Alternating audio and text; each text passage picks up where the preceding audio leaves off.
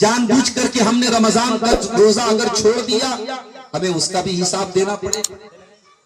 ہمارے مال پر زکات فرض تھی اور ہم نے زکات نہیں دی، زکات میں ٹال مٹول کی، زکات میں چوری کی، اس کا بھی ہم کو حساب دینا پڑے گا. ہمارے پاس اتنی طاقت ہے کہ ہم حج کر سکتے تھے اور ہم نے حج نہیں کیا، یہ بھی اس کا بھی حساب ہم کو دینا پڑے گا. یہ حقوق اللہ میں سے. لیکن جو حقوق العباد سے جس کا تعلق ہوگا، اگر ہم نے کسی کا پیسہ لے کر کے ہم نے ناجائز طریقے سے اس پر ظلم کیا، کسی کو زبان سے تکلیف پہنچائی ہو، کسی کو گالی دی ہو، کسی کی عزت پر حملہ کیا ہو، کسی کی غیبت کی ہو، کسی کا قرضہ لے کر کے بیٹھ گئے ہوں گے، کسی کی زمین پر ناجائز قبضہ کر لیا ہوگا، کسی کا وراثت میں جو حق بنتا تھا بہن کا بیٹی کا اس کا ہم نے حق نہیں دیا ہوگا، یہ حقوق العباد ہے اور اس کا حساب ہمیں قیامت کے دن دینا بھی پڑے گا. اور اگر ہم نے دنیا میں نہیں دیا ہے تو ہمیں بہت خطرناک قیمت چکانی پڑے. آپ کا کٹیہار شہر اور آپ کا یہ ضلع کٹیہار نیپال بارڈر سے بہت زیادہ دور نہیں. نیپال کا پیسہ آپ انڈیا میں لے کے آئیں، کوئی لینے کے لیے جلدی تیار نہیں. بارڈر پہ چاہے کوئی لے لے لیکن دور کوئی لینے کے لیے تیار نہیں. کرنسی الگ الگ. آپ حج کرنے جاتے ہیں، عمرہ کرنے جاتے ہیں، آپ کو یہیں سے ریال لینا پڑتا ہے. 24-25 روپے کا ایک ریال آپ کا ملتا ہے. آپ سعودی عرب میں جا کر کے کولڈ ڈرنک مانگیں گے، پانی مانگیں گے اور انڈیا کا 500 کا نوٹ دکھائیں گے، گاندھی جی کا فوٹو دکھائیں گے، وہ کہے گا نہیں، وہ کہے گا معاف کرو میں یہ نہیں لے سکتا، یہ ہمارے دیش کی کرنسی نہیں ہے، آپ کو سعودی عرب کا ریال دینا. میرے پیارے ساتھیوں، ہم نے حقوق العباد میں اگر کوئی کوتاہی کی ہوگی تو قیامت کے دن ہم پیسے کے بدلے پیسہ دے کر کے چھوٹ نہیں پائیں. وہاں ہمارے پاس دنیا کی کرنسی نہیں ہوگی، وہاں کی کرنسی کیا ہوگی؟ آئیے اللہ کے رسول کی حدیث کی روشنی میں آپ کو سمجھانے کی کوشش کریں. اللہ کے پیارے نبی اپنے صحابہ سے پوچھتے ہیں اتدرون مل مفلس، کیا تم جانتے ہو مفلس کون ہے، غریب کون ہے، فقیر کون ہے؟ صحابہ نے کہا اللہ کے رسول، غریب وہ آدمی ہے جس کے پاس روپیہ پیسہ نہ ہو، درہم نہ ہو، دینار نہ ہو. آپ نے فرمایا المفلس فی امتی من یاتی یوم القیامت بصلاۃ وصیام وصدقۃ. میری امت میں سب سے غریب آدمی، سب سے فقیر آدمی، سب سے قلاش آدمی وہ ہوگا جو قیامت کے دن نماز بھی لے کر کے آئے گا، روزہ بھی لے کر کے آئے گا، صدقہ خیرات بھی لے کر کے آئے گا، دان وغیرہ بھی اس نے دیا ہوگا. وَيَأْتِي قَدْ شَتَمَ هَذَا وَقَذَفَ هَذَا وَأَكَلَ مَالَ هَذَا. لیکن کسی کو گالی دیا ہوگا، کسی پر جھوٹا الزام لگایا ہوگا، کسی کا مال ناجائز طریقے سے کھایا ہوگا. فَيُؤْتَى هَذَا مِنْ حَسَنَاتِهِ وَهَذَا مِنْ حَسَنَاتِهِ. اس کی نیکیاں ان لوگوں کو بانٹ دی جائیں گی، اس کی نمازیں دے دی جائیں گی، اس کا روزہ دے دیا جائے گا، اس کا صدقہ خیرات دے دیا جائے گا جن لوگوں کو اس نے حق مارا ہوگا. فَإِنْ فَنِيَتْ حَسَنَاتُهُ. اور جب اس کی نیکیاں ختم ہو جائیں گی اور ابھی بھی کچھ لوگ لائن میں کھڑے ہیں، اے اللہ اس نے میرا بھی حق مارا تھا، اے اللہ اس نے میرے حقوق العباد پر حملہ کیا تھا، اے اللہ اس نے مجھے بھی زبان سے تکلیف پہنچائی تھی.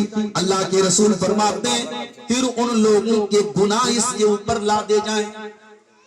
جس کو اس نے جس کا حق مارا ہوگا ان تمام لوگوں کے گناہ اس کے اوپر لادے جائیں گے. اور وہ انسان جو دنیا سے نیکیاں لے کر کے چلا تھا، روزے لے کر کے چلا تھا، نماز لے کر کے چلا تھا، صدقہ اور خیرات لے کے چلا تھا، اب اس کا حال کیا ہو جائے گا؟ وہ گناہوں سے لت پت ہو جائے گا، وہ گناہوں سے بھر جائے گا. ثم یطرح فی النار. اور پھر اس کو جہنم میں پھینک دیا جائے گا. اللہ، یہ ہے حقوق العباد میں کوتاہی کا انجام. میرے پیارے آپ جانتے ہیں اسلام میں شہید کا کتنا بڑا مقام ہے. جو اللہ کی راہ میں شہید ہو جائے، قرآن کہتا ہے وَلَا تَقُولُوا لِمَنْ يُقْتَلُ فِي سَبِيلِ اللَّهِ أَمْوَاتٌ. جو اللہ کی راہ میں شہید ہو جائیں ان کو مردہ نہ کہو، بل احیاء عند ربہم یرزقون، وہ اپنے رب کے پاس زندہ ہے، وہ اپنے رب کے پاس بڑی بہترین زندگی گزار رہے ہیں، اپنے رب کے پاس وہ روزی پا رہے ہیں۔ وہ اللہ کے نبی حدیث میں فرماتے ہیں جو اللہ کی راہ میں شہید ہو جاتا ہے ان شہداء کی روحوں کو اللہ تعالیٰ پرندوں کے اندر ڈال دیتا ہے اور وہ پرندے جنت کی سیر کرتے ہیں، جنت کے باغات کی سیر کرتے ہیں۔ اتنا بڑا مقام ہے شہید۔ لیکن اگر شہید بھی حقوق العباد میں کوتاہی کرے گا، اللہ کے پیارے نبی فرماتے ہیں یغفر للشہید کل ذنب الا الدین، جو اللہ کی راہ میں شہید ہو جاتا ہے اس کے سارے گناہ معاف ہو جاتے ہیں مگر قرضہ معاف نہیں ہوتا۔ اگر اس نے دنیا میں قرضہ لیا ہے اور قرضہ نہیں دیا ہے تو اس قرضے کا حساب اس کو قیامت کے دن دینا پڑے گا، کیونکہ قرضے کا تعلق حقوق العباد سے۔ ہمارے یہاں باپ کے مرنے کے بعد اولاد آپس میں جھگڑا کرتے ہیں، یہ کھیت میرا ہے، یہ مکان میرا ہے، یہ جائیداد میری ہے۔ آج باپ کی جائیداد کی بڑی چنتا ہے، باپ کے قرضے کی بھی چنتا ہے۔ پتہ لگاؤ تمہارے باپ نے کس سے قرضہ لیا تھا۔ اللہ کے نبی نے فرمایا آپ دعا کرتے تھے، آپ قرضے سے اللہ تعالیٰ کی پناہ مانگا کرتے تھے، اللہم انی اعوذ بک من المعتم والمغرم۔ ہر نماز میں آپ یہ دعا کرتے تھے، اللہ میں تیری پناہ چاہتا ہوں گناہوں سے اور میں تیری پناہ چاہتا ہوں قرضے سے۔ قرضہ بڑی خطرناک چیز ہے۔ اس لیے اسلام کا قانون ہے انتقال کے بعد سب سے پہلا کام کیا کیا جائے گا؟ مرنے والے کی تجہیز و تکفین اس کے مال سے کی جائے۔ مرنے والا جو مال چھوڑ کے جائے گا اسی مال میں سے اس کی قبر تیار ہوگی، اس کا کفن تیار ہوگا، اس کا جنازہ تیار ہوگا۔ ہاں کوئی رشتہ دار ذمہ داری لے لے، بیٹے ذمہ داری لے لے، الگ بات ہے، ورنہ پہلا کام کیا کیا جائے گا؟ اس کے کفن دفن کا انتظام اس کے مال میں سے۔ دوسرا کام کیا کیا جائے گا؟ اگر میت کے اوپر قرضہ ہے تو قرضوں کا پتہ لگا کر کے قرضہ ادا کیا جائے گا۔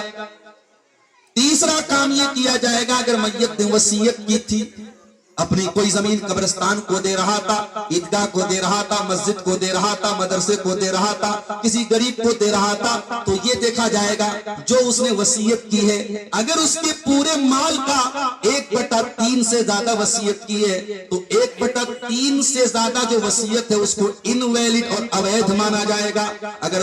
اگر مان لو وہ 30 لاکھ روپیہ چھوڑ کے گیا ہے تو 10 لاکھ روپے سے زیادہ کی وصیت وہ نہیں کر سکتا، اگر کرے گا تو نہیں مانا جائے گا۔ صرف 10 لاکھ، اگر 30 لاکھ چھوڑ کے گیا ہے تو 10 لاکھ روپے کی وصیت پر عمل کیا جائے گا۔ اس نے اگر عیدگاہ میں دیا تھا عیدگاہ میں دے دیا جائے گا، قبرستان کے لیے دیا تھا قبرستان میں دے دیا جائے گا، مسجد کے لیے بولا تھا مسجد کے لیے دے دیا۔ یہاں ایک مسئلہ اور یاد رکھو، ہمارے یہاں کچھ لوگ اپنے بیٹوں کو وصیت کر دیتے، بیٹی کو وصیت کر دیتے، میرے مرنے کے بعد یہ والا کھیت میرے بڑے بیٹے کو دے دینا، یہ والا مکان میرے چھوٹے بیٹے کو دے دینا۔ لا وصیت لوارث، اللہ کے رسول کی حدیث ہے جو وارث ہے، بیٹا وارث ہے، بیٹی وارث ہے، آپ بیٹا اور بیٹی کو وصیت نہیں کر سکتے۔ بیٹا بیٹی تو آٹومیٹک آپ کی وراثت میں حصہ پائیں گے، وصیت ہمیشہ غیر وارث کو کی جاتی ہے۔ مثال کے طور پر اگر آپ نے کوئی بچہ گود لے لیا ہے، بچہ اگر آپ نے پالا ہے، کوئی بچہ اگر آپ نے گود لے لیا ہے، پال سکتے ہیں، شرط یہ ہے کہ آپ اس بچے کی ولدیت میں اپنا نام نہیں لکھوائیں۔ بچے کا باپ جو ہے وہ اوریجنل باپ، اس کا نام وہی چلے گا، آپ اپنا نام نہیں چلا سکتے۔ اب یہ الگ بات ہے ہمارے دیش میں چونکہ قانونی پیچیدگی بہت ساری آتی ہے، آدھار کارڈ پہ، پین کارڈ پہ، راشن کارڈ پہ آپ نے اپنا نام چڑھا لیا ہو تو وہ ایک مجبوری کی صورت میں تو جائز ہو سکتا ہے، لیکن جہاں اسلامی طور طریقے پر ولدیت، جیسے نکاح کے ٹائم آپ کو اگر ولدیت ظاہر کرنا ہے تو وہاں پہ آپ اوریجنل جو باپ ہے اسی کا نام آپ لیں گے، آپ اصل باپ کا نام بچے کے ساتھ ڈالیں گے، آپ کے پال لینے سے وہ آپ کا بچہ نہیں اور نہ آپ کا وہ وارث بنے گا۔ آپ اگر بے اولاد بھی ہیں اور آپ نے کوئی بیٹا پال لیا ہے تو وہ آپ کا وارث نہیں ہوگا۔ آپ اپنے مال کی وصیت اگر کرنا چاہیں تو اس بچے کو جس کو آپ نے پالا ہے اس کو 1/3 یعنی 30 لاکھ اگر آپ نے چھوڑا ہے تو 10 لاکھ تک آپ وصیت کر سکتے ہیں، اس سے زیادہ آپ وصیت نہیں کر سکتے، وہ باقی سارا مال وارث ہے۔ تو یہ تیسرا کام کرنا ہے۔ چوتھا کام کیا کرنا ہے؟ وراثت تقسیم کی جائے گی اور یہ وراثت جتنا جلدی ممکن ہو مرنے والے کے مرنے کے بعد تقسیم کر دی جائے گی۔ آج باپ مر جاتا ہے 20 سال تک وراثت کا بٹوارا نہیں ہوتا ہے اور بوڑھی ماں کہتی ہے نہیں میرے سب بچے میرے ساتھ رہیں گے، میں الگ الگ نہیں کرنا چاہتی ہوں۔ ماں کا احترام اپنی جگہ ہے، ماں کی عزت اپنی جگہ ہے، مگر شریعت کا قانون یہی ہے کہ مرنے والے کی وراثت جو ماں کا حق ہے وہ ماں کے نام کر دیا جائے، اور جو بیٹوں کا ہے وہ بیٹوں کے نام کر دیا جائے۔ ممبئی میں ہماری جماعت کے بہت مشہور عالم ہیں ڈاکٹر عبید الرحمان مدنی حفظہ اللہ، ان کے وہ رہنے والے یو پی کے اتر پردیش کے سدھارتھ نگر کے رہنے والے ہیں۔ باپ کا انتقال ہوا، بمبئی سے فلائٹ پکڑ کے یو پی آئے، باپ کے جنازے میں شامل ہوئے، جنازے کی نماز پڑھائی، شام ہوئی، سارے بھائیوں کو اکٹھا کیا، پورا جائیداد کا زمین کا مال کا کیلکولیشن کیا اور سارے بھائیوں میں بانٹ دیا۔ گاؤں والے حیران، یہ کیسا طریقہ ہے؟ باپ کا بھی صبح انتقال ہوا اور شام کو انہوں نے وراثت بانٹ دی۔ کہا یہی صحیح طریقہ ہے، یہی قرآن و حدیث کا۔ میرے پیارے ساتھیوں، آج ہم نے ماحول ایسا بنا دیا ہے کہ قرآن و حدیث پر اگر کوئی عمل کرتا ہے تو ہمیں عجیب لگتا ہے، لیکن صحیح بات یہی ہے کہ مرنے والے کے مرنے کے بعد جتنا جلدی ممکن ہو ہم وراثت کو بانٹ دیں، جس کا جو حصہ بنتا ہے وہ اس کو ہم دیں۔ تو حقوق العباد میں میرے پیارے ساتھیوں یہ تمام چیزیں آتی ہیں۔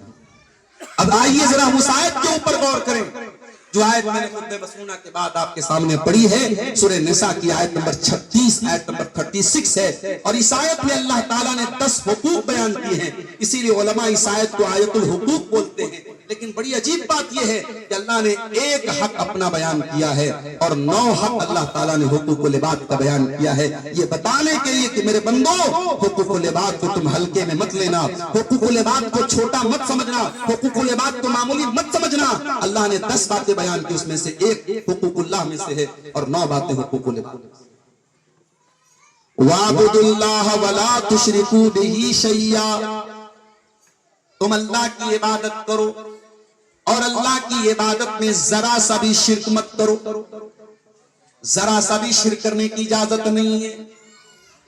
ڈرائیور گاڑی چلا رہا ہے، سامنے سے بلی راستہ کاٹ دے اور ڈرائیور کے دماغ میں یہ آ جائے بلی نے راستہ کاٹ دیا تو بڑا خطرہ ہو گیا، اب سامنے ایکسیڈنٹ بھی ہو سکتا ہے۔ یہ سوچ بھی میرے پیارے ساتھیوں توحید کے خلاف۔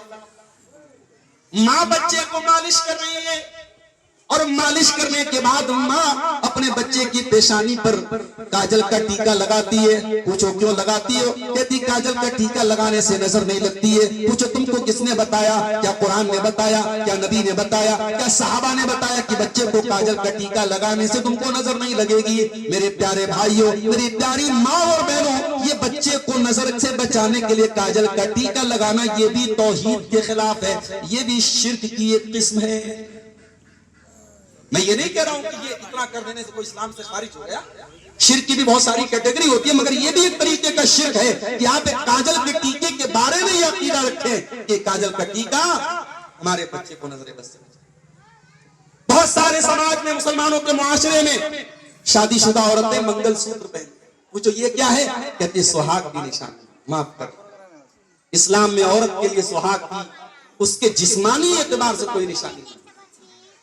سہاگ کی نشانی نہ تیرا منگل سوتر ہے، نہ تیرے ہاتھ کی چوڑی ہے، نہ تیرے بالوں کا گجرا ہے، نہ تیرا زیورات ہے۔ اسلام میں شادی شدہ عورت کی کوئی ایسی ظاہری نشانی نہیں ہے، اور یہ منگل سوتر آپ کے اسلام کا اس کا کوئی کانسیپٹ نہیں، یہ غیر مسلموں کے یہاں ایک کانسیپٹ ہے۔ ان کے یہاں منگل سوتر جو ہوتا ہے اس کے بارے میں یہ عقیدہ ہوتا ہے کہ جب تک منگل سوتر ہے گلے میں تب تک منگل رہے گا، پتنی جو ہے وہ پتی کے اس کے شادی میں اس کے سہاگ میں رہے گی۔ ان کے یہاں یہ عقیدہ ہوتا ہے۔ ہمارے یہاں اگر عورتیں اس نیت سے پہن رہی ہیں، مالا پہن سکتی ہیں اور لاکٹ پہن سکتی ہیں، کوئی حرج کی بات نہیں ہے، لیکن منگل سوتر جو اس عقیدے کے ساتھ پہنا جا رہا ہے یہ غلط ہے اور یہ بھی توحید کے خلاف ہے۔ بڑی باریک چیز ہے، کبھی کبھی زبان سے نکلنے والی ایک چیز بھی ہمیں شرک کے دائرے تک پہنچاتی ہے۔ ابھی میرا ایک پروگرام تھا جبل پور میں مدھیہ پردیش میں، اتفاق سے جس دن پروگرام تھا میں اس دن خالی تھا، میں نے ٹائم دے دیا۔ اب ان لوگوں کو معلوم نہیں تھا جہاں پہ پروگرام کا اسٹیج لگا وہاں پہ خواجہ صاحب کے ماننے والے تھے۔ اب خواجہ صاحب کے ماننے والے اسی دن وہ عرس منا رہے تھے۔ انہوں نے کہا کہ یہ وہابی لوگوں کی چال ہے، وہابی لوگوں نے جان بوجھ کے آج کے دن پروگرام۔ اب وہ لوگ بالکل ویرودھی ہو گئے، ہم صاحب پروگرام نہیں ہونے دیں گے۔ مجھے لوگوں نے فون کیا، میں نے کہا کوئی مسئلہ نہیں، آپ پروگرام وہاں سے ہٹا دیجئے، مسجد میں رکھ لیجئے، ہمیں کوئی پرابلم نہیں، مسجد میں رکھ لیجئے۔ پروگرام ہوا مسجد میں۔ تو جب میں وہاں جبل پور گیا تو کیا دیکھ رہا ہوں، صاحب بڑے بڑے ڈی جے لگے ہوئے ہیں، ساؤنڈ لگا ہوا ہے اور خواجہ صاحب کے نام پہ جو ہے ان کے گیت بج رہے ہیں اور قوالی بج رہی ہے، اور کہیں شربت کوئی پلا رہا ہے، کوئی چاٹ کھلا رہا ہے، کوئی جو ہے سبزی پوری کھلا رہا ہے، خواجہ صاحب کے نام پہ کھلایا جائے۔ قرآن کہتا ہے انما حرم علیکم المیتہ، اے ایمان والو تم پر اللہ تعالیٰ نے مردار حرام کیا ہے۔ مردار حرام ہے، مرا ہوا جانور جس کو اللہ کے نام سے ذبح نہ کیا گیا اور جو خود سے مر گیا ہو، وہ مردار تمہارے لیے حرام ہے۔ والدم، اور خون بھی حرام ہے، بہتا ہوا جو خون ہوتا ہے وہ ہمارے لیے حرام ہے۔ ہاں کلیجی کی شکل میں وہ خون جمع ہوا ہے وہ حلال ہے، لیکن بہتا ہوا جو جانور کا خون ہے وہ حرام ہے۔ وَلَحْمَ الْخِنْزِيرِ، اور سور کا گوشت حرام ہے۔ وَمَا أُحِلَّ بِهِ لِغَيْرِ اللَّهِ، اور جس چیز پر اللہ کے سوا کسی اور کا نام لیا جائے، خواجہ صاحب کا نام لیا جائے، بڑے پیر صاحب کا نام لیا جائے، کسی نبی کا نام لیا جائے، کسی ولی کا نام لیا جائے، کسی دیوی کا نام لیا جائے، کسی دیوتا کا نام لیا جائے، عیسیٰ مسیح کا نام لیا جائے، کسی کا بھی نام لیا جائے، وَمَا أُحِلَّ بِهِ لِغَيْرِ اللَّهِ، جس طریقے سے مردار حرام ہے، جس طریقے سے خون حرام ہے، جس طریقے سے سور کا گوشت حرام ہے، اسی طریقے سے جس چیز پر غیر اللہ کا نام لیا جائے وہ چیز بھی۔ مسلمانوں، آج تم خواجہ معین الدین اجمیری کے نام پہ تم بریانیاں بٹوا رہے ہو۔ جو یہ کام کر رہا ہے اسے شرم سے چلو بھر پانی میں ڈوب مرو۔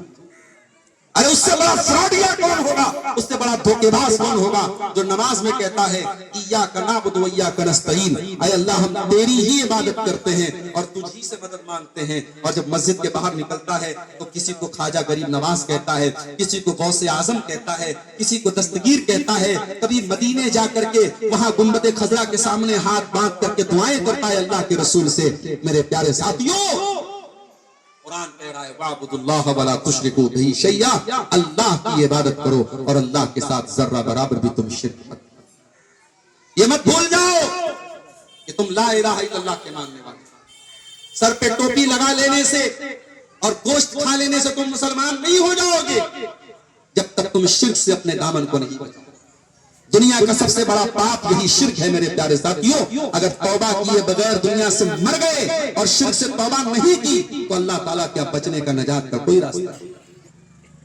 اسی لیے اللہ کے پیارے نبی فرماتے ہیں من قال لا الہ الا اللہ خالصا من قبل نفسہ دخل الجنہ، جو لا الہ الا اللہ پڑھے گا، جو توحید کا اقرار کرے گا اور مرتے دم تک توحید پر قائم رہے گا، جو شرک نہیں کرے گا وہ جنت میں جائے گا۔ اے براری والو، او ہریش پور والو، اس توحید کی حفاظت کرنا اور اللہ کا شکر ادا کرنا، یہ توحید آپ کو فری میں مل گئی ہے۔ آپ کو اس کے لیے کوئی محنت نہیں کرنی پڑی، کوئی قربانی نہیں دینی پڑی۔ آپ کے باپ بھی توحید پر تھے، آپ کے دادا بھی توحید پر تھے، آپ توحید والے گھرانے میں پیدا ہوئے اور آپ کے گھر میں شرک نہیں ہو رہا ہے، تو یہ بہت بڑی نعمت ہے۔ اس نعمت کی قدر کرنا میرے بھائیوں، اور اپنی آنے والی نسلوں کو بھی توحید سکھا کر کے جانا۔ کہیں ایسا نہ ہو آپ کا بچہ بنگلور میں پڑھ رہا ہے، آپ کا بچہ ممبئی میں جاب کر رہا ہے، آپ کا بچہ کلکتہ میں جاب کر رہا ہے، اور آپ نے اس کی تربیت مضبوط نہیں کی، اور جہاں پر وہ جاب کر رہا ہے یا جہاں پہ وہ پڑھائی کر رہا ہے وہاں کے ایٹماسفیئر سے اور وہاں کے ماحول سے پربھاوت ہو کر، متاثر ہو کر آپ کا بیٹا توحید کو چھوڑ دے اور وہ شرک والے کام کرنے لگے، مزاروں پر بھی سجدے کرنے لگے، پتھر کے بتوں کے آگے سجدے کرنے لگے، غیر مسلموں کے تہوار میں بھی شرکت کرنے لگے، اور آپ کا بیٹا آپ سے کہے ابا آپ تو بہت کٹر پنتھی ہیں، ہم لوگ تو بڑے لبرل اور سیکولر ہیں۔ اگر آپ کا بیٹا ایسا سیکولر اور لبرل بن رہا ہے کہ اپنے دین اور ایمان سے سمجھوتا کر رہا ہے تو یہ بہت بڑے خطرے کی گھنٹی ہے میرے پیارے ساتھیوں۔ اپنی توحید کی بھی حفاظت کرو اور اپنی آنے والی نسلوں کی بھی توحید کی حفاظت کرو۔ آج حالات بہت نازک ہیں، بہار اور جھارکھنڈ کے چھوٹے چھوٹے گاؤں سے اب یہ خبریں آ رہی ہیں۔ مسلمان لڑکی واٹس ایپ پر کسی سے چیٹنگ کرتی تھی، غیر مسلم لڑکا تھا، بھاگ گئی اس کے ساتھ، اور اگلے دن جا کر کے تھانے میں اس نے کہا کہ میں ہندو دھرم سویکار کر رہی ہوں، میں اسلام کو چھوڑ رہی ہوں، میں جو ہے اس کے ساتھ شادی کر رہی ہوں، اسلام اور ایمان کو تیاگ رہی ہوں، اور میڈیا والے اس کو کوریج، ایسے معاملہ تو اگر یہی الٹا ہو جائے تو صاحب وہ بہت بڑا جرم ہو جائے گا، اور اگر مسلمان لڑکی جا کر کے اس طریقے سے اسلام کو چھوڑ دے تو میڈیا والے ہاتھوں ہاتھ لیتے ہیں اور اس کو خوب پرچار کرتے ہیں۔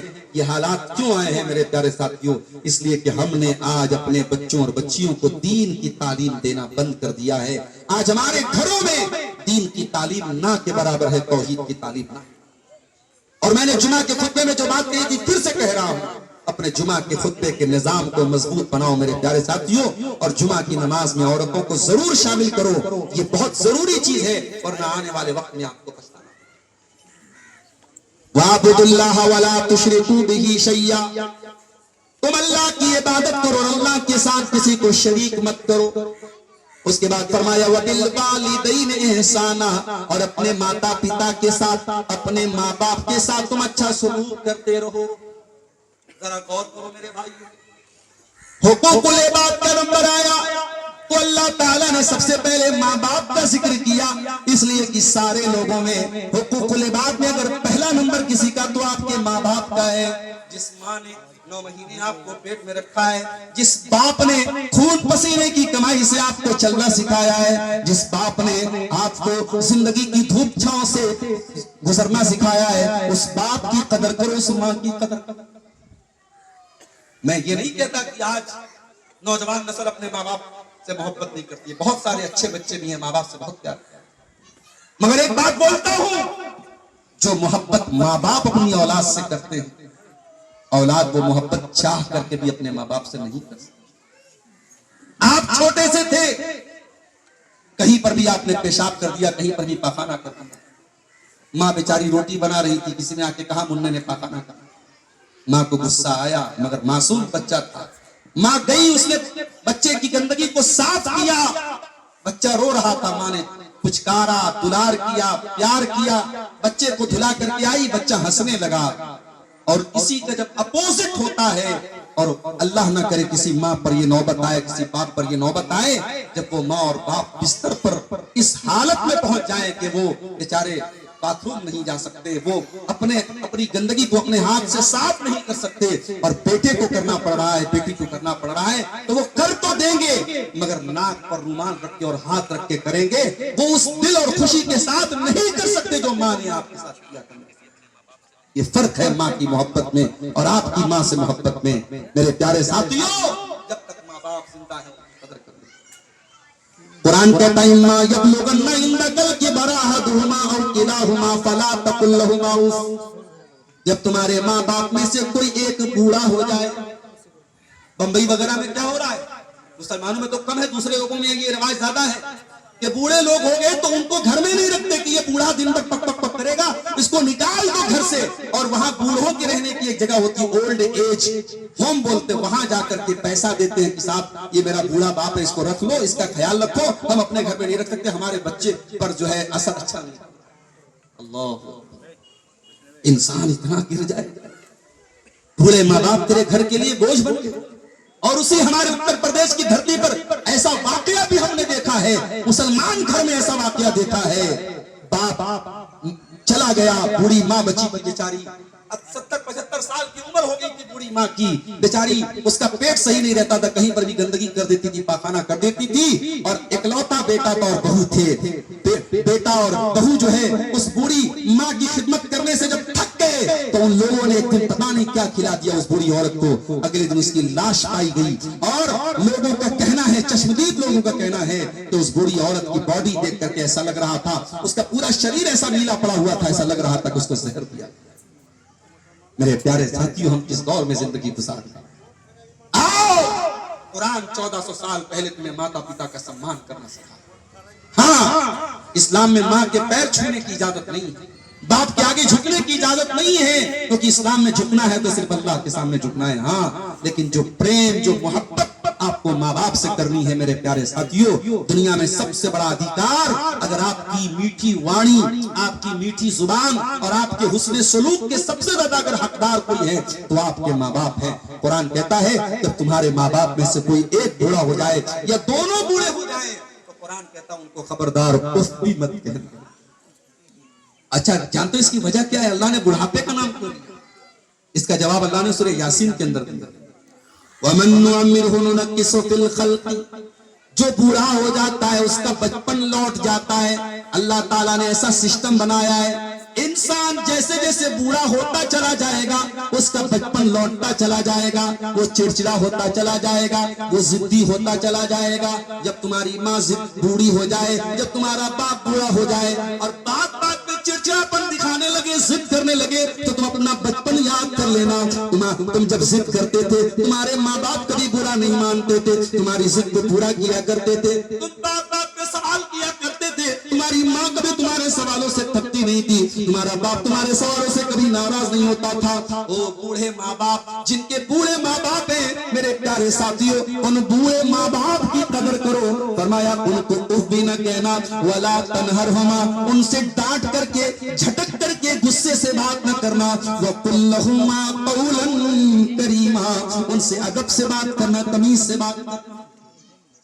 اس کے بعد فرمایا وَاخْفِضْ لَهُمَا جَنَاحَ الذُّلِّ مِنَ الرَّحْمَةِ، تم ڈی ایم بن جاؤ، تم ایس پی بن جاؤ، تم ایس ایس پی بن جاؤ، کمشنر بن جاؤ، منسٹر بن جاؤ، تم کچھ بھی بن جاؤ، جب ماں کے پاس جانا تو بیٹا بن کے جانا، جب باپ کے پاس بیٹھنا تو بیٹا بن کے بیٹھنا۔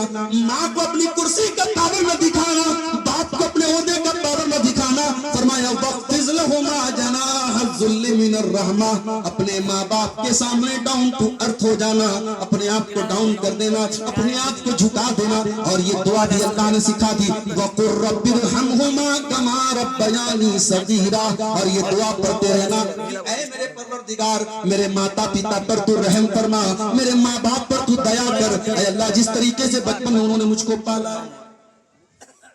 کتنے لوگوں کو یہ دعا یاد ہے؟ رب ارحمہما کما ربیانی۔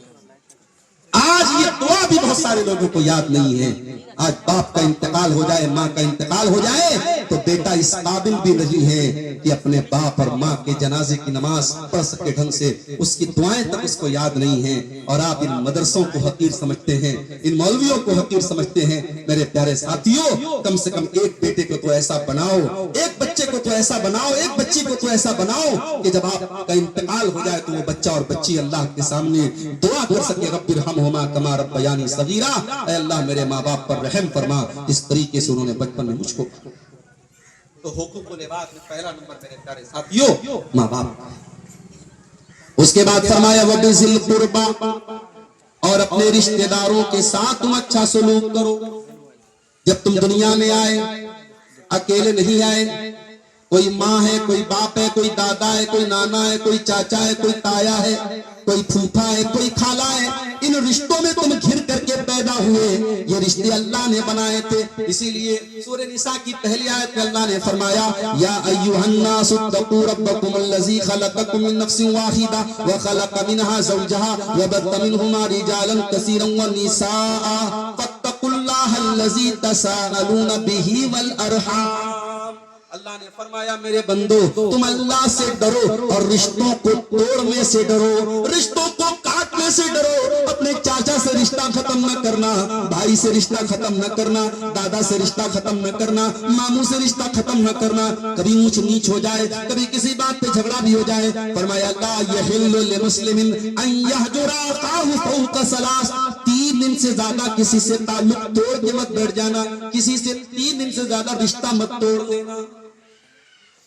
آج ہمارے یہاں ذرا غور کیجیے گا، گاؤں گھر کی عام کہانی، بھائی بھائی میں بات چیت بند ہے، چاچا بھتیجے میں بات چیت بند ہے، کہیں کہ تو بیٹا باپ سے بات نہیں کرتا ہے، بیٹا ماں سے بات نہیں۔ اور یہی نہیں، رشتے تو رشتے ہوتے ہیں میرے بھائیوں۔ انسان جب کبھی کسی سے رشتہ توڑ لیتا ہے تو مرنے کے ٹائم بچوں سے کہہ کے جاتا ہے خبردار میں دنیا سے جا رہا ہوں، چاچا سے رشتہ مت رکھنا، آیا سے رشتہ مت رکھنا۔ اپنے بچوں کو بھی غلط بات کی وصیت کر دیتا۔ اگر باپ ایسی کوئی وصیت کر کے بھی جاتا ہے تو قرآن اور حدیث کا حکم یہی ہے لا طاعت لمخلوق فی معصیت الخالق، اللہ کو ناراض کر کے ماں باپ کی بات بھی نہیں ماننا ہے۔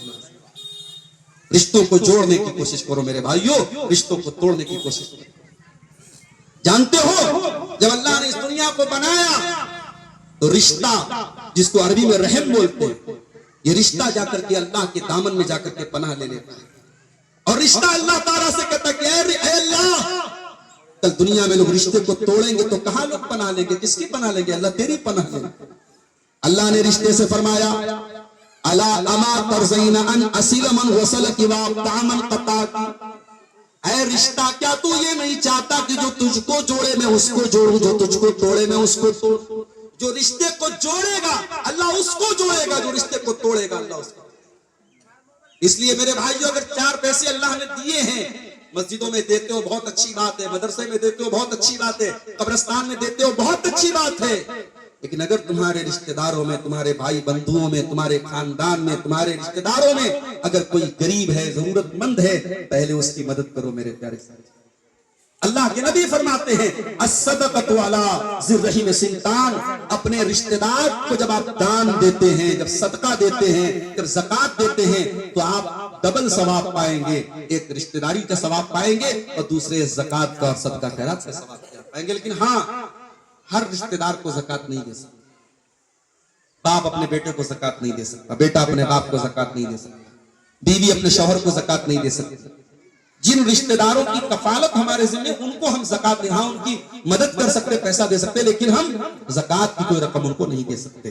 تو اپنے رشتہ داروں کی مدد کیا کرو اور ایسی مدد کرو کہ رات کے سناٹے میں جا کر پوچھتے تمہارے رشتہ داروں میں کسی غریب کی لڑکی کی شادی ہے، جاؤ اعلان کر کے مت جاؤ، پرچار مت کرو، فوٹو لے کے مت مدد کرو، اکیلے میں جاؤ، 10,000 50,000 لاکھ جو بھی تم دے سکتے ہو دے دو، آپ کی بیٹی کی شادی ہے، میری بہن ہے وہ، آپ اس کو خرچ کر دیں۔ اس طریقے سے بھی آپ نیکی کر سکتے ہو۔ جمعہ کا دن تھا، آج آپ نے فجر کی نماز اگر مسجد میں پڑھی ہوگی اور امام صاحب نے سورہ دہر پڑھائی ہوگی دوسری رکعت میں، تو یہ آیت بھی آپ نے سنی ہوگی وَيُطْعِمُونَ الطَّعَامَ عَلَىٰ حُبِّهِ مِسْكِينًا وَيَتِيمًا وَأَسِيرًا، اللہ کے نیک بندے غریبوں کو کھانا کھلاتے ہیں، یتیموں کو کھانا کھلاتے ہیں، قیدیوں کو کھانا کھلاتے ہیں، اور جب کھانا کھلاتے ہیں تو کیا کہتے ہیں؟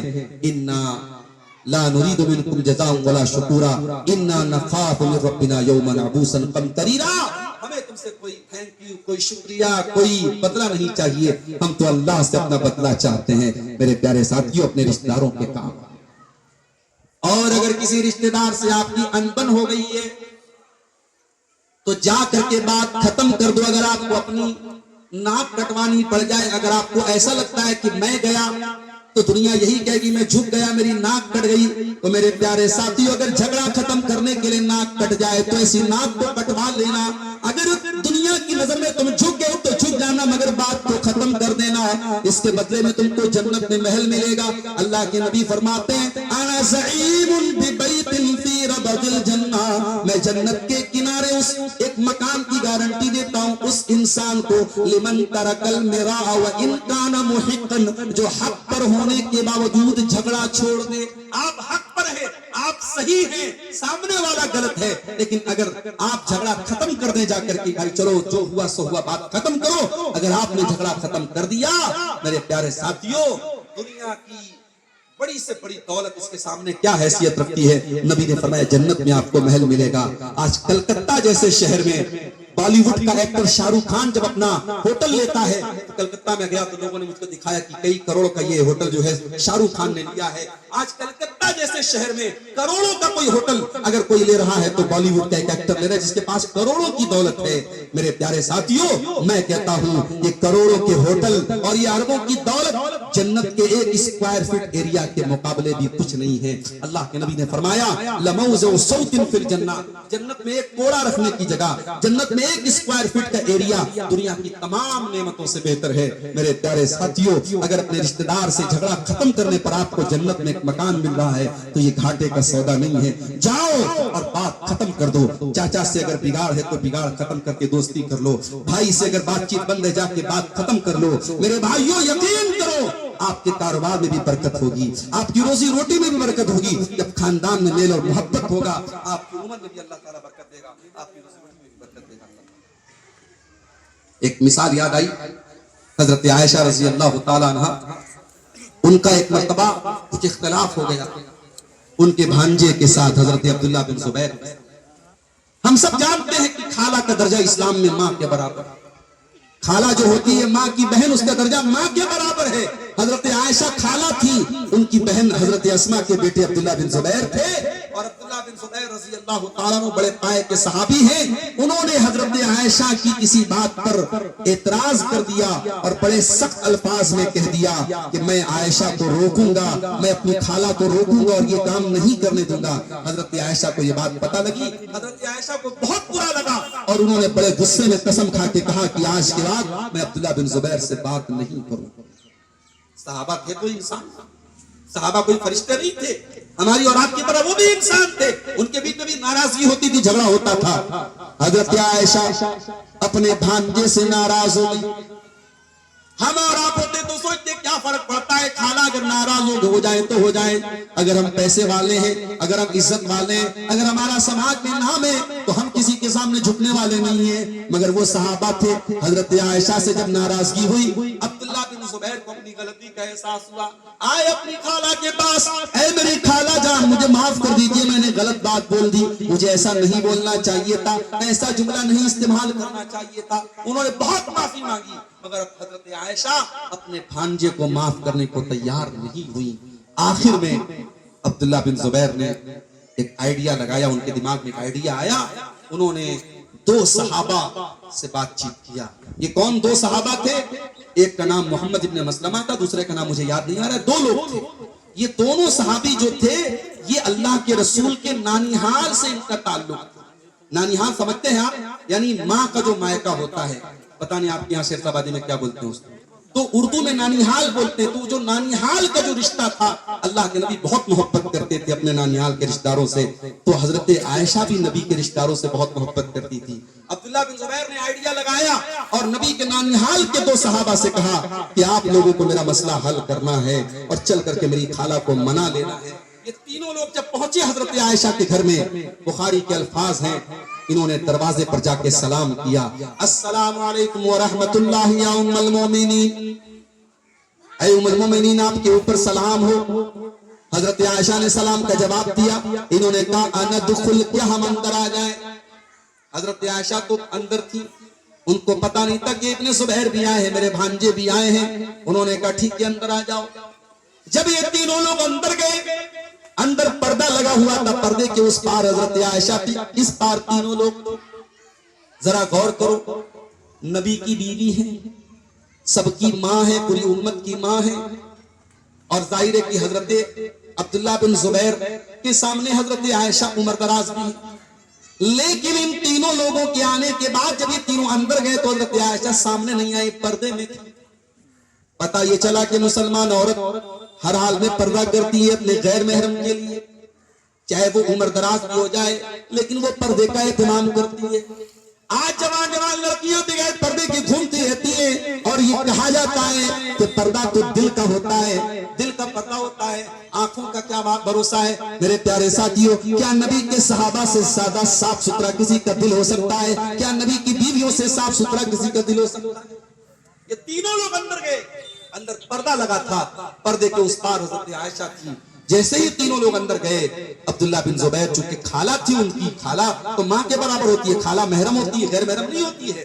حضرت عبداللہ بن زبیر اندر گئے اور خالہ کے گلے لگ کر کے پھوٹ پھوٹ کے روتے اور معافی مانگنے لگے کہ خالہ جان آپ کے بھانجے نے غلطی کر دی، مجھے نہیں ایسا جملہ بولنا چاہیے تھا، وہ تو آپ کی بہن کا بیٹا، وہ تو آپ کے بچے کے برابر، معاف کر دیجئے۔ حضرت عائشہ بھی رونے لگی، کہنے لگی نہیں اے ابن زبیر، میں نے قسم کھائی ہے میں تجھ سے بات نہیں کروں گی، میں تجھ سے رشتہ نہیں رکھوں گی۔ حضرت عائشہ بھی روتی چلی جا رہی ہے، ابن زبیر بھی روتے چلے جا رہے ہیں، اور ادھر یہ دونوں صحابی بھی رو رہے ہیں اور روتے ہوئے کہہ رہے کہ اے حضرت عائشہ، اے ام المومنین، اے نبی کی زوجہ محترمہ، آپ نے تو اللہ کے رسول کی وہ حدیث سنی ہوگی، آپ نے فرمایا کہ کسی مسلمان کے لیے جائز نہیں ہے کہ اپنے مسلمان بھائی سے 3 دن سے زیادہ تعلق توڑ کے رکھے۔ اے اماں عائشہ، معاف کر دیجئے اپنے بھانجے کو، ختم کر دیجئے بات کو، 3 دن سے زیادہ ٹائم گزر چکا ہے، مناسب نہیں ہے آپ کے لیے۔ جب ان لوگوں نے بہت زیادہ پریشر ڈالا، آخر حضرت عائشہ نے معاف کیا اپنے بھانجے کو۔ اور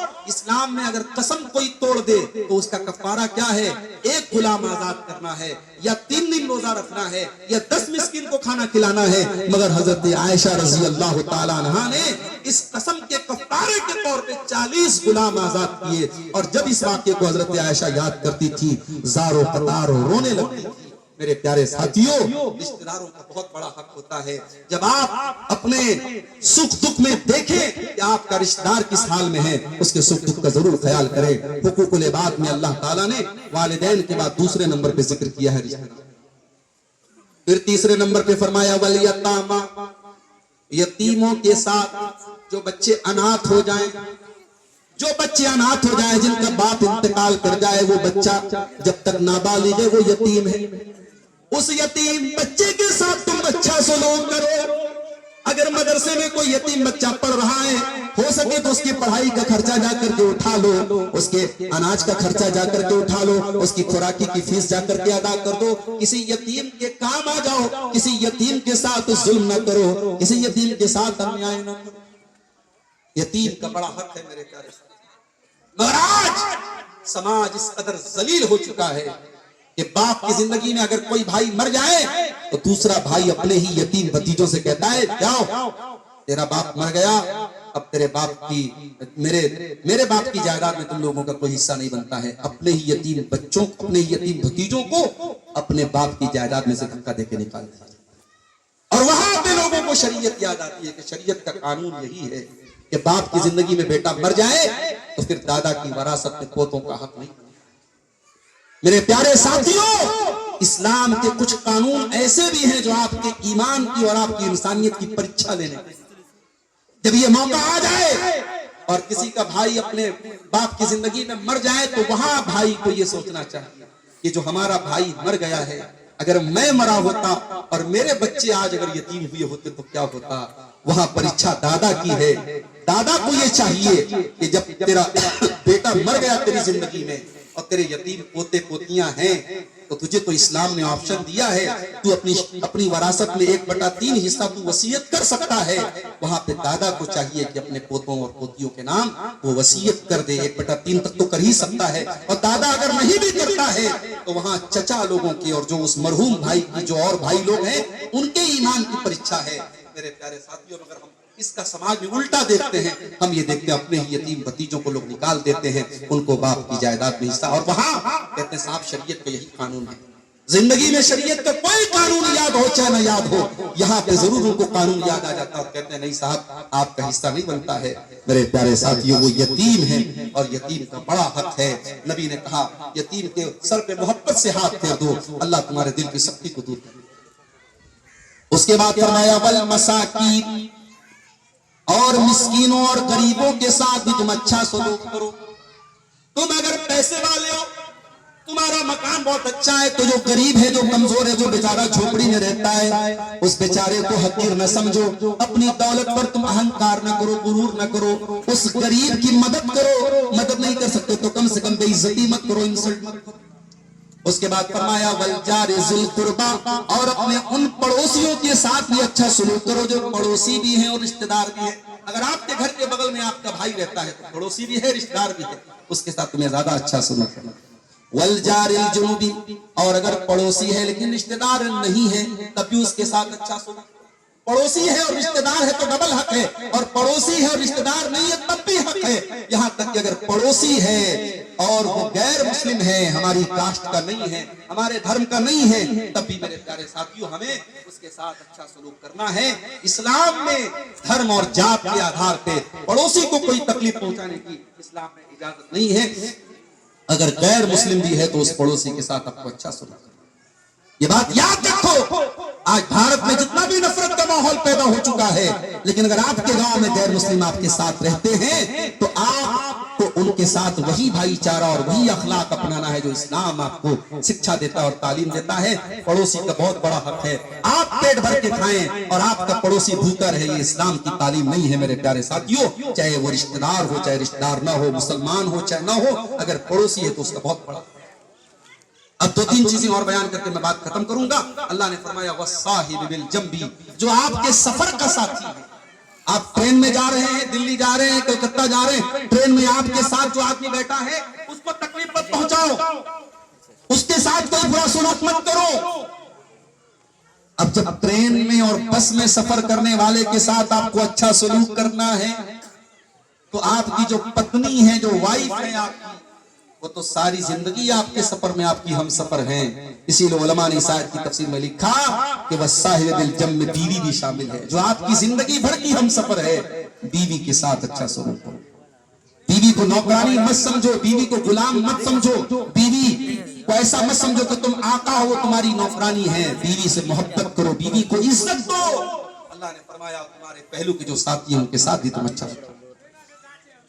اس کے بعد فرمایا وَابْنِ السَّبِيلِ، اور اگر کوئی پردیسی ہے، کوئی دوسرے اسٹیٹ سے دوسرے علاقے سے آیا، مہمان بن کے آیا، مہمان کی عزت کرو، پردیسی کے کام آؤ. وَمَا مَلَكَتْ أَيْمَانُكُمْ، اور جو تمہارے غلام ہیں، تمہاری لونڈیاں ہیں، جو نوکر چاکر ہیں، اپنے نوکروں کے ساتھ بھی تم اچھا سلوک کرو. اگر آپ کوئی کمپنی چلاتے ہیں، کوئی آفس ہے آپ کا، کوئی کارخانہ ہے آپ کا، اور آپ کے انڈر میں کچھ لوگ کام کرتے ہیں، تو اپنے نوکروں کے ساتھ بھی آپ انیائے مت کیجیے، اتیاچار مت کیجیے. جمعہ کے خطبے میں آپ نے واقعہ سنا کہ غلام کو صحابی نے زیادہ سزا دے دی، تو نبی نے فرمایا قیامت کے دن اس کا انجام بھگتنا پڑے گا. اسی لیے ایک صحابی نے جب اپنے کسی غلام کو برا بھلا کہہ دیا اور اس کی ماں کا نام لے کے تانا مار دیا، تو اللہ کے نبی بہت بھڑک گئے، بہت ناراض ہوئے، اور اللہ کے پیارے نبی صلی اللہ علیہ وسلم فرمایا کہ اے ابو ذر، تم نے بہت غلط کام کیا ہے، یہ دور جاہلیت والا کام ہے. اے ابو ذر، یہ غلام، یہ نوکر، یہ بھی تمہارے بھائی ہیں. اللہ تعالیٰ نے تم کو اوپر بنایا، ان کو نیچے بنایا، ان کو تمہارے ماتحت بنایا ہے. لہٰذا جو کھاؤ ان کو کھلاؤ، جو پہنو ان کو پہناؤ، اور ان کی طاقت سے زیادہ ان کے اوپر بوجھ مت ڈالو. آج آپ دیکھیے دنیا میں مزدوروں کی یونین بنی ہے اور یہ مزدور دیوس منایا جاتا ہے. 1400 سال پہلے محمد اکرم صلی اللہ علیہ وسلم فرمایا کہ جب مزدور کی مزدوری دے دو اس سے پہلے کہ اس کا پسینہ سوکھ جائے. مزدوروں کا حق بھی اسلام نے بیان کیا، غریبوں کا حق بھی اسلام نے بیان کیا، غلاموں کا حق بھی اسلام نے بیان کیا. میرے پیارے ساتھیوں، یہ اللہ کا دین ہے، یہ اللہ کی شریعت ہے، اور اس میں سماج کی ہر ورگ کا ہمیں خیال کرنے کا حکم دیا گیا. اور آخری بات جو اللہ نے سورہ نساء کی آیت میں کہی، فرمایا ان اللہ لا يحب من كان مختالا فخورا. اللہ تعالیٰ کسی اہنکاری کو، کسی گھمنڈ کرنے والے کو، کسی غرور کرنے والے کو پسند نہیں کرتا ہے. اہنکار کرنا ابلیس کا طریقہ ہے، اہنکار کرنا قارون کا طریقہ ہے، غرور کرنا فرعون کا طریقہ ہے. جنہوں نے غرور کیا مٹی میں مل گئے. قارون اپنے خزانے کے ساتھ زمین میں دھسا دیا گیا، فرعون پانی میں ڈوبا کر کے مار دیا گیا، ابلیس ہمیشہ کے لیے اللہ کی بارگاہ سے دھتکار دیا گیا. اہنکار نہ کرو، غرور نہ کرو، اور حقوق العباد کا خیال وہی رکھے گا جس کے دل میں اہنکار نہیں ہوگا. اے انسان، تجھے کس بات کا اہنکار ہے؟ فقیر پانی کے قطرے سے پیدا انسان، مٹی سے پیدا انسان، تجھے غرور کس بات کا ہے؟ لا تمش فی الارض مرحا، زمین میں اکڑ کر کے نہ چل. انک لن تخرق الارض، تو زمین کو پھاڑ نہیں سکتا ہے. ولن تبلغ الجبال طولا، تو پہاڑوں کی بلندی پہ نہیں چڑھ سکتا ہے. اللہ کی اس یونیورس میں، اللہ کی اس کائنات میں تیرے زمین کے جیسے نہ جانے کتنے سیارے خلا میں گھوم رہے ہیں. اتنی بڑی کائنات میں ایک چھوٹا سا گولا ہے جس کو ہم زمین کہتے ہیں. اس زمین میں بہت ساری کنٹریز اور بہت سارے ملک ہیں. اس میں ایک چھوٹا سا ملک ہے بھارت، اور بھارت کے چھوٹے سے گاؤں میں رہ کر کے تو اہنکار کرتا ہے. ارے اس اللہ کے، اس کریٹر کے پاور کے سامنے تیری کیا حیثیت ہے؟ اس لیے میرے پیارے ساتھیوں، اللہ اہنکار کرنے والوں کو، غرور کرنے والوں کو پسند نہیں کرتا ہے. حقوق العباد کے تعلق سے یہ چند باتیں آپ کے سامنے رکھی گئی ہیں. ہم اللہ سے دعا کرتے ہیں رب العالمین ہم سب کو حقوق العباد کے معاملے میں جو کمیوں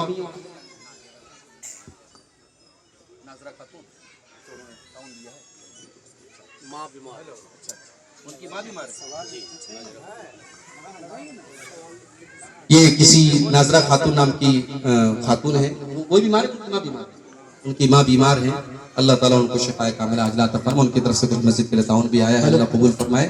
اللہ تعالیٰ ہم سب کو کہنے سننے سے زیادہ عمل کی توفیق عطا فرمائے. میں ایک مرتبہ پھر ہریش پور کے اس گاؤں کے تمام لوگوں کا، یہاں کے امام صاحب کا، اور ہمارے یہ جو ہمارے شیخ ہیں جامعہ سلفیہ میں ہمارے معاصرین میں سے تھے، اللہ ان کو بھی جزائے خیر دے. بڑا خوبصورت آپ نے یہ پروگرام آج سجایا، اور دن کے باوجود اور کام وغیرہ چھوڑ کر کے، اپنی مصروفیات کو چھوڑ کر کے آپ بیٹھے اور غور سے آپ نے تقریروں کو سنا. اللہ تعالیٰ آپ سب کے جمع ہونے کو، ہم سب کے جمع ہونے کو قبول فرمائے. اللہ کہنے سننے سے زیادہ ہم سب کو عمل کی توفیق عطا فرمائے. اور ہمارے بیچ میں اگر حقوق العباد کو لے کر کے کوئی لاپرواہی اور کوتاہی ہے، کسی بھائی کا اپنے بھائی سے رشتہ بند ہے، کسی نے اپنی بہن سے بول چال بند رکھی ہے، کہیں پہ باپ بیٹے میں بات چیت بند ہے، اللہ ان تمام لوگوں کو صحیح سمجھ دے اور حقوق العباد کو ادا کرنے کی توفیق عطا فرمائے. اللہ جب تک ہمیں دنیا میں زندہ رکھے, اسلام پر زندہ رکھے, اور ہمارا خاتمہ ایمان پر ہو. آمین. وآخر دعوانا ان الحمدللہ رب العالمین. والسلام علیکم ورحمۃ اللہ. خطبہ کے مدھیم سے ایک بات آئی, بچہ والا گود والا. کسی نے ایک سوال پوچھا کہ میں ہاسپٹل سے بچہ لیا ہوں, ان کے ماں باپ کے بارے میں پتہ نہیں, تو ان کی نکاح کیسے پڑھیں؟ دیکھیے یہ بہت پیچیدہ سچویشن آتی ہے کہ اگر آپ ایسا بچہ لیتے ہیں جس کی ولدیت کا اتا پتہ نہیں, تو قرآن کریم میں اس کے بارے میں یہ بتائے گا کہ تب بھی وہ آپ کا بیٹا نہیں, فَإِخْوَانُكُمْ, تب بھی دینی رشتے میں وہ تمہارا بھائی ہوگا. اب آپ باپ کی حیثیت سے پال رہے ہیں, وہ آپ کو ابا جان کہہ سکتا ہے, باپ کہہ سکتا ہے, مگر آپ والد نہیں ہو جائیں. تو ایسے بچوں کی ولدیت میں کس کا نام لکھوایا جائے یا کس کا نام لیا جائے؟ تو ایسی صورتحال میں علماء نے یہ لکھا ہے, فتویٰ دیا ہے کہ ایسے عبداللہ لکھ دیا جائے گا. عبداللہ بنے اللہ کا بندہ, تو وہاں پر بھی انسان اپنا نام نہیں لکھے گا, عبداللہ لکھ کر کے ولدیت میں درج کرے گا. جی اگلا سوال ہے, کینسر, کوڑ یا سانپ کے کاٹنے سے یا آگ سے جل کر مرنے سے کیا ان کے حساب کتاب میں کچھ کمی آئے گی؟ دیکھیے حساب کتاب میں کمی تو نہیں آئے گی. حدیث میں یہ آتا ہے کہ جو پیٹ کی بیماری میں انتقال کر جائے وہ شہید ہے, جو جل کر کے مر جائے وہ شہید ہے, جو اپنی جان بچانے کے لیے قتل ہو جائے وہ شہید ہے. تو یہاں جو اللہ کے رسول نے شہید کہا ہے, تو کینسر وغیرہ بھی اگر پیٹ میں ہے تو اس حدیث میں جس میں پیٹ کی بیماری کا ذکر آیا ہے, تو علماء نے کہا کہ پیٹ کے اندر کوئی بھی بیماری میں اگر انتقال کرتا ہے تو اس میں کیٹیگری میں آ جاتا ہے.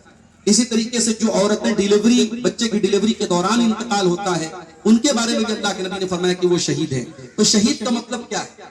مطلب یہ ہے کہ اگر اس عورت کی یا اس مرد کی زندگی ایمان والی تھی, نیک عمل والی تھی, تو یہ اس طریقے کی جو موت ہے یہ اس کے اچھے انجام کی طرف اشارہ ہے کہ اس کا خاتمہ اچھا ہوا ہے اور اللہ تعالیٰ کے اس کے ساتھ معاملہ اچھا ہوگا. لیکن انسان ساری زندگی کچھ نہ کرے, نیکیاں نہ کرے, گناہ پر گناہ کرتا رہے اور جل کے مر جائے, تو ہم یہ تھوڑی بول دیں گے کہ اس کا حساب کتاب نہیں. ایسا نہیں ہے. تو اس کی جو زندگی ہے اس کے حساب سے اللہ تعالیٰ کے یہاں معاملہ ہوگا. اور حدیث میں جو شہید کہا گیا اس کا مطلب یہی ہے کہ اس کا خاتمہ اچھا ہوا ہے. لیکن ٹرم اینڈ کنڈیشن لاگو ہے. ایک انسان اگر اپنی زندگی میں ایمان پر تھا, نیک عمل کرتا تھا, اور اس کا انتقال مان لیجیے اگر جمعہ کی رات میں ہوا ہے, تو اس کو بھی اچھے خاتمے کی ایک علامت بتایا گیا ہے. اگر اس کا انتقال قرآن پڑھتے ہوئے ہوا ہے, یہ اچھی علامت ہے. اگر اس کا انتقال ان چیزوں میں سے کسی صورت میں ہوا ہے تو ایک اچھے خاتمے کی علامت ہے. جی اگلا سوال ہے کہ ماں یا باپ میں سے اس کے اولاد کو اس کو دیکھ ریکھ کرتا ہے بڑھاپے میں, تو ماں باپ ان کو زیادہ زمین اپنی دولت میں کچھ دیتا ہے, جی کیا بھائی لوگ خوشی سے دیتا ہے یا سماج کے لوگ دلاتا ہے, یہ صحیح ہے؟ نہیں. دیکھیے سنیے, اگر ماں باپ کے ایسا ہوتا ہے سماج میں کہ ایک بچہ ماں باپ کی زیادہ کیئر کر رہا ہے اور دوسرے بچے ماں باپ کے ساتھ اتنی کیئر نہیں کر رہے ہیں یا غلط بھی کر رہے ہیں, تو باپ کو کیا یہ اجازت ہے کہ اس بیٹے کو جو ان کی خدمت کر رہا ہے اس کو اپنی وراثت میں زیادہ دے دیں؟ دیکھیے وراثت تو مرنے کے بعد تقسیم ہوتی ہے, زندگی میں باپ جو دے گا وہ ہبہ ہوگا. اور اسلام کا قانون یہی ہے کہ ہبہ برابر برابر دینا پڑے گا سارے بچوں کو. اب یہ آپ کہہ رہے ہیں کہ سماج خوش ہے, بچے خوش ہیں, تب بھی اس کی اجازت شرعی طور پہ نہیں ہے. اور وہ کیوں نہیں ہے وہ بھی سنیے. اسلام میں آپ کی خدمتوں کے حساب سے آپ کو وراثت میں حصہ نہیں ملتا. وراثت اللہ کا بنایا ہوا سسٹم ہے, اس میں ہمیں چھیڑ چھاڑ کرنے کی اجازت ہے.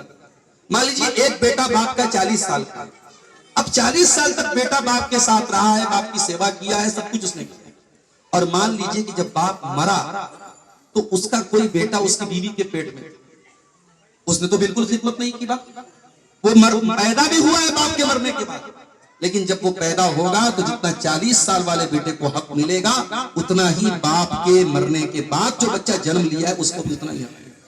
اسی لیے قرآن میں جب اللہ تعالیٰ نے وراثت کا قانون بتایا تو اللہ نے کہا آباؤکم وابناؤکم لا تدرون ایہم اقرب لکم نفعا, کہ تمہارے باپ میں سے اور تمہاری اولاد میں سے کون تم کو زیادہ نفع کے اعتبار سے تمہارے قریب ہے یہ تم نہیں جانتے. یہ ہماری بنائی ہوئی تقسیم ہے, اس میں تم چھیڑ چھاڑ مت کرو. اس لیے ہاں باپ یہ کہہ سکتا ہے اپنے بچوں سے کہ بھئی میں اللہ تعالیٰ کیا پکڑ میری ہو اس لیے میں ایسا کوئی کام نہیں کر سکتا. آپ لوگ اپنے اس بھائی کو, اگر ایسا بھی ہوتا ہے جیسے 5 بھائی ہیں, ایک بھائی بہت مضبوط ہے مالی اعتبار سے اور کچھ بھائی کمزور ہیں, تو جو بھائی مضبوط ہے اگر وہ اپنی ثوابدید سے کہ بھئی ہمیں اللہ تعالیٰ نے پہلے ہی بہت کچھ دیا ہے اور ہم ماں باپ کی اتنی سیوا بھی نہیں کر پائیں, یہ ہمارا چھوٹا بھائی ہے تو اس کو ہم باپ کی وراثت میں زیادہ دے دیں گے, وہ آپس میں زیادہ دے دیں وہ چلے گا, لیکن باپ کو زندگی میں زیادہ نہیں دینا چاہیے ورنہ اللہ کا اللہ عالم. جی اگلا سوال ہے, کوئی دولت والا آج اپنی بیٹی کے شادی میں داماد کو حد سے بھی زیادہ وہ دہیج دے رہا ہے, جی अगला प्रोफेसर है, कोई है इस जी। कारण दे रहा है, जी उनके कारण गरीब बिगड़ रहे हैं, जी। तो क्या दहेज लेना सही है और इसकी जिम्मेदारी कौन बनेगा? देखिए, जहेज लेना गलत है और इसके बहुत सारे बुरे इफेक्ट पड़ रहे हैं। और मैं समझता हूं कि समाज में जो अमीर तबका है, जब तक वो शुरुआत नहीं करेगा और वो इससे अपने दामन को नहीं बचाएगा। देखिए, गरीब और मिडिल क्लास का आदमी तो कभी कभी समाज में जो रस्म बन जाती है बस उसको निभाने में बेचारा वो मर जाता है। जो समाज में चल पड़ा है बस उसको करना है, चाहे खेत बेच के करना है, बैंक से लोन लेके करना है तो करना है। तो जो जिसको अल्लाह ताला ने ताकत दी है और वो फिर भी अवॉइड कर रहा है, तो वहां से ये बुराई खत्म होगी। और जो चीज गलत है सो गलत है। गरीब ले दे रहा है तो भी गलत है, अमीर जो ले रहा है दे रहा है वो भी गलत है। और हम ये भी नहीं कह सकते पूरी तरीके से अमीर लोग ही दोषी हैं। पूरे समाज को मिल करके, आपके इसी भारत में आप हरियाणा के गांव की खबर बहुत आई थी, अखबार पे वायरल हुई थी। पूरा अहले हदीसों का गांव है, मेवातियों का गांव है। उस गांव के लोगों ने ये अपने यहाँ कानून पास कर लिया कि हम यहाँ कोई जहेज का लेन देन नहीं करेगा, और जो करेगा हम बरादरी से उसको बाहर कर देंगे। वहां इस पर अमल हो रहा है अल्हम्दुलिल्लाह, वहां कोई दिक्कत नहीं है। तो आप भी अपने यहाँ बहुत सारी चीजें आप कानून बना सकते हैं ताकि लोग उसका पालन करें। अभी हमारे बनारस में जैसे आपके यहाँ शेरशाबादी समाज का एक एसोसिएशन है, हमारे यहाँ अंसारी बिरादरी के लोग ज्यादा हैं, उनकी भी अपनी एक एसोसिएशन है, उनके भी सरदार हैं। तो सरदार लोगों ने ये तय किया कि शादी जो होगी तो बारात नहीं जाएगी, या जाएगी तो बस 20 से 25 लोग जाएंगे। और खाने में जो है 10-10 तरीके का आइटम नहीं रहेगा, नॉर्मल जो खाना रहेगा वो खाना रहेगा। लोगों ने कानून बनाया और अल्हम्दुलिल्लाह 100% तो नहीं 80% अमल हो रहा है। तो आप जब कोशिश करेंगे तो इंशाअल्लाह उसका अमल असर भी होगा इंशाअल्लाह। मेरा आखिरी सवाल है, क्या जन्नत किस्मत में लिखी हुई है? जन्नत यकीनन किस्मत में लिखी है, क्योंकि अल्लाह के नबी की हदीस है कि जब बच्चा माँ के पेट में 120 दिन का होता है, जब 4 महीने का होता है, तो अल्लाह ताला 4 चीजें लिखता है। उसमें एक चीज ये लिखता है कि बंदा कितना जिएगा, उसकी उम्र क्या होगी, उसकी रोजी रोटी क्या होगी।